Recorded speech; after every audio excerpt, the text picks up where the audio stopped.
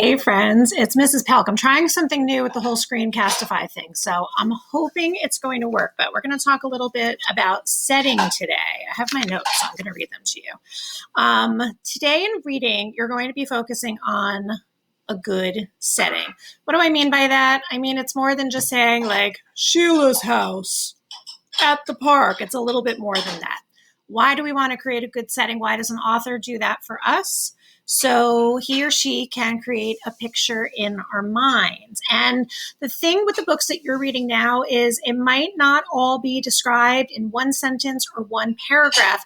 You might need to be a detective and read through things to figure out what the setting actually is, to get that picture in your mind, which is one of the reasons why we have you jot notes as you're reading, because you might stumble upon clues as you are going through your book.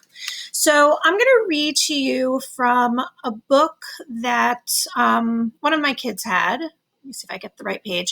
And I'm going to read to you some of the things that I found. Now, you're going to see that I put a little pencil mark in my book. It's my book. I own it. Don't do that to your books. Then I'm going to read a little bit about what I thought was describing the setting. So it's an interesting book. It says something about the Romanian mafia kidnapping after school. So that was an interesting thing.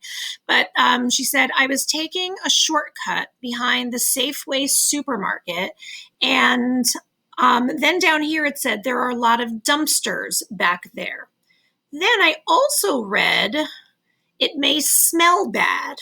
I just squeezed through the gap in the fence and was hurrying behind the store. So I don't know about you, but this kind of helped to create a picture in my head. She mentioned the Safeway supermarket, so I know it's a supermarket. But now when she was talking about the dumpsters, now I was picturing her being, or maybe it was him, being behind the supermarket. So if you've ever driven around like a really big parking lot to like the back of the store, it's usually not the pretty part. And that's the part that I was envisioning, where the dumpsters were, where it was smelling really bad. And then there must have been a little gate where the main character was squeezing through. So I was able to create this whole picture in my head, which I thought was really cool. So what you guys are going to do while you're reading is you're going to do exactly what I did without writing in your books. You are going to jot some notes down. Every time something about a setting pops out at you, you're going to jot some notes down about that. And then today, the way that you're going to share with us on the thread in Google Classroom that you found this assignment, that you found the assignment, that's probably your teacher's like writing thread.